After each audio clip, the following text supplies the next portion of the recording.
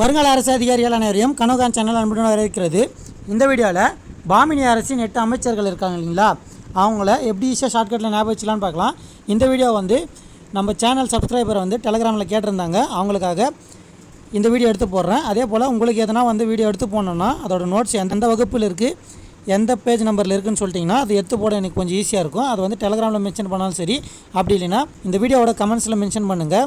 நான் என்னால் எவ்வளோ சீக்கிரம் ஷார்ட்கட் க்ரியேட் பண்ணி போட முடியுமோ அவ்வளோ சீக்கிரம் போட்டுடுறேன். இந்த வீடியோ எக்ஸாம் பாயிண்ட் ஆஃப் வியூவில் ரொம்ப இம்பார்ட்டண்டான வீடியோ, அதனால் ஸ்கிப் பண்ணாமல் வீடியோ ஃபுல்லாக பாருங்கள். முதல்ல வக்கீல் உஸ் சல்தானா அப்படின்றது யாருன்னா, அரசின் பிரதமர் அல்லது முதலமைச்சருக்கு அடுத்த நிலையில் துணை அதிகாரியாக செயல்படுபவர்.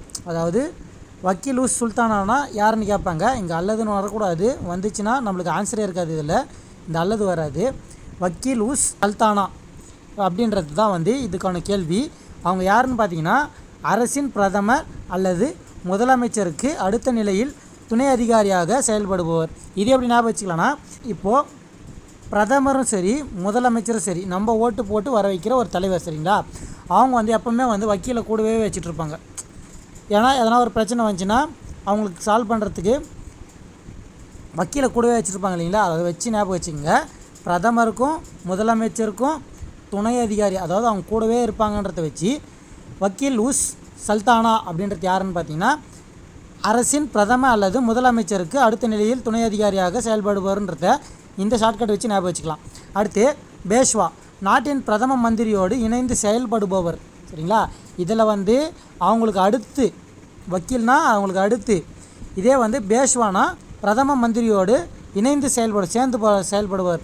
இப்போது பிரதம மந்திரி இருக்காங்கன்னு வச்சிங்களா, அவங்க ஏதோ ஒருத்தர்கிட்ட ஐடியா கேட்குறாங்க, அந்த ஐடியா சொல்கிறாங்க, அதுக்கு ஐடியா அருமையாக இருக்குன்றதுனால அவங்க பேஷ் அப்படின்னு சொல்லுவாங்க இல்லையா, பேஷ் என் கூடவே வா, நம்ம 2 பேர் சேர்ந்து இந்த செயலை இணைந்து செயல்படுத்துவோம் அப்படின்னு சொல்கிறாங்க. அதை வச்சு பேஷ்வானா நாட்டின் பிரதம மந்திரியோடு இணைந்து செயல்படுபவர் அல்லது இணைந்து செயல்பட்டவர் அப்படின்றத இந்த ஷார்ட்கட் வச்சு ஞாபகம் வச்சுக்கலாம். அடுத்து வசிரி குல் அப்படின்னு சொல்லப்படுறது யாருன்னா, ஏனைய அமைச்சர்களின் பணிகளை மேற்பார்வை செய்பவர் சரிங்களா. இதே ஞாபகம் வச்சுக்கலாம்னா, வசிரி குல்னா நம்ம கூலிங்காக இருக்கிறதுக்கு ஃபேன் போடுவோம் இல்லையா, அது தமிழில் விசிறின்னு வரும் இல்லைங்களா. இந்த வசிரியை விசிறின்னு மட்டும் ஞாபகம் வச்சுங்க, இதை ஆன்சர் பண்ணிடலாம். எப்படின்னு பார்த்தீங்கன்னா, விசிறினா ஃபேன் மேலே இருக்குங்களா, அதை எடுத்துக்கோங்க. இங்கே கீழே நம்ம அமர்ந்திருப்போம், அமைச்சர் அமர்ந்திருப்போம் இல்லைங்களா, கீழே அமர்ந்திருப்போம். அதை ஏனைய அமைச்சர்களின், அதாவது கீழே உக்காந்துருக்க அமைச்சர்களோட பணிகளை மேற்பார்வையிடுபவர் சரிங்களா. அதாவது விசிறினா ஃபேன் மேலே மாட்டிங்கன்னா கீழே உக்காந்துக்கிறவங்கள ஈஸியாக பார்க்கலாம் இல்லைங்களா. அதை வச்சு வசிரி குல் என்பது ஏனைய அமைச்சர்களின் பணிகளை மேற்பார்வையிட்டவர் அப்படின்றத ஞாபகம் வச்சுக்கலாம். அடுத்து அமீர் இ ஜூம்லா, இது யாருன்னு பார்த்தீங்கன்னா நிதி அமைச்சர். இது நம்ம ஆல்ரெடி அஷ்டப்பிரதான்கள் இருக்கு இல்லைங்களா, அந்த ஷார்ட்கட் சொல்லும் போதே சொன்னோம். நிதி, அதாவது நம்ம சம்பளத்தை ஜூம் பண்ணி, அதாவது என்ன செலவுன்றத நல்லா விரிவாக பார்த்துட்டு தான் செலவே பண்ணுவோம், பத்திரமா பார்த்து தான் செலவு பண்ணுவோம். ஏன்னா நம்மளுக்கு வீண் செலவு ஆகக்கூடாதுன்றதுனால அந்த விஷயம் நல்லதாக கேட்டதானே ஜூம் பண்ணி நல்லா ஆராய்ஞ்சிட்டு தான் அதுக்கு செலவு பண்ணணும்னு சொல்லியிருந்தோம். அதை வச்சு அமீர் இ ஜூம்லானா நிதி அமைச்சர் அப்படின்றத ஞாபகம் வச்சுக்கலாம். அடுத்து நசீர் என்பவர் உதவி நிதியமைச்சர். இதே ஞாபகம் வச்சுக்கலாம்னா, நிதி இருக்கு இல்லைங்களா, அந்த நிதி ஜூம் பண்ணி செலவு பண்ணணுன்றது அது ஜூம்லா, அதை வச்சு இது ஞாபகம் வச்சுக்கலாம். அடுத்து உதவி நிதி அமைச்சர்னால் நசீர்ன்றது ஷேர் பண்ணி, அதாவது நிதியை ஷேர்ன்னு சொல்லுவோம் இல்லைங்களா, அந்த நிதியை உதவியாக ஒருத்தரை வச்சுக்கிட்டு ஷேர் பண்ணி அதை கணக்கு பார்த்து செலவு பண்ணுறோன்ற மாதிரி ஞாபகம் வச்சுக்கோங்க. அதை வச்சு நஷீர்ன்றதை ஷேர்ன்றதை ஞாபகம் வச்சுக்கிட்டோம்னா போதும். அதை வச்சு உதவி நிதி அமைச்சர்ன்றதை ஞாபகம் வச்சுக்கலாம். அடுத்து வஷீர் இ அசாரப், இது யாருன்னு பார்த்தீங்கன்னா வெளியுறவுத்துறை அமைச்சர். இதே ஞாபகம் வச்சுக்கலாம்னா, வஷீர்னு இருக்கு இல்லைங்களா, அது வஷி அப்படிங்கிற வாஷிங்டன் அப்படின்றத ஞாபகம் வச்சுக்கோங்க. வாஷிங்டன் இருக்கு இல்லைங்களா, அது வெளியுறவு, அதாவது வெளிநாடு. அதை வச்சு வெளியுறவுத்துறை அமைச்சர் அப்படின்றத ஞாபகம் வச்சுக்கலாம். அடுத்து கொத்தவால் அப்படின்னா காவல்துறை தலைவர் மற்றும் நகர குற்றவியல் நடுவர். இது ஆல்ரெடி ப்ரீவியஸ் இயரில் கேட்டிருக்காங்க. இதே எப்படி ஞாபகம் வச்சுக்கலாம்னா, கொத்தவால், அதாவது யாரையோ கொத்துறதுக்கு நம்ம வால் எடுத்துகிட்டு போகிறோம், வால் எடுத்துகிட்டு போனாவே அது ஒரு குற்றம் சரிங்களா. அதை வச்சு குற்ற நடுவர் அப்படின்றத ஞாபகம் வச்சுக்கலாம். அப்படி வால் எடுத்துகிட்டு போனீங்கன்னா காவல்துறை கிட்ட பிடிச்சி கொடுத்துருவாங்க இல்லைங்களா.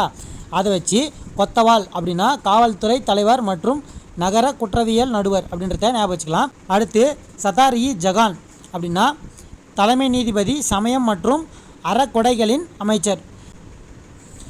இதை ஞாபகம் வச்சுக்கலாம்னா, சாதாரணமானவங்களை தலைமை நீதிபதியாக வைக்க மாட்டாங்க. அதே மாதிரி சமயம் மற்றும் அறக்கொடைகளின் அமைச்சராக வைக்க மாட்டாங்க. இதெல்லாம் வந்து முக்கியமான விஷயம். இந்தமாரி விஷயத்தில் சாதாரணமான ஆள் வைக்க மாட்டாங்கன்றதை வச்சு சதார் இ ஜகான் என்பது தலைமை நீதிபதி சமயம் மற்றும் அறக்கொடைகளின் அமைச்சர் அப்படின்றத ஞாபகம் வச்சுக்கலாம். இந்த டாப்பிக்லேருந்து ஒரு சில கேள்வி கேட்குறேன், பதில் தெரிஞ்சு ஆன்சர் பண்ணுங்கள். முதல் கேள்வி, பாமினி அரசின் 8 அமைச்சர்களுள் பேஷ்வா என்பவர் யார்? இது முதல் கேள்வி. இரண்டாவது கேள்வி, வக்கீல் உஸ் சல்தானா என்பது யார்? இது இரண்டாவது கேள்வி. மூன்றாவது கேள்வி, வஷீர் இ அசாரப் என்பது யார்? இது மூன்றாவது கேள்வி. நான்காவது கேள்வி, கொத்தவால் என்பது யார்? இந்த 4 கேள்விக்கான ஆன்சர் தெரிஞ்சால் கமெண்ட்டில் ஆன்சர் பண்ணுங்கள். இந்த வீடியோ பிடிச்சிருந்தா வீடியோவை லைக் பண்ணிக்கோங்க, உங்கள் ஃப்ரெண்ட்ஸுக்கு ஷேர் பண்ணி விடுங்க. மறக்காமல் நம்ம சேனலில் சப்போர்ட் பண்ணுங்கள். இந்த வீடியோ பார்த்தீங்கன்னா நிறைய குறைகள் எதனா இருந்துச்சுன்னா அதையும் கமெண்ட்டில் சொல்லுங்கள். மீண்டும் அடுத்த ஷார்ட்கட் வீடியோவில் சந்திப்போம். இப்படிக்கு கனவு காஞ்சிவா. நன்றி, வணக்கம்.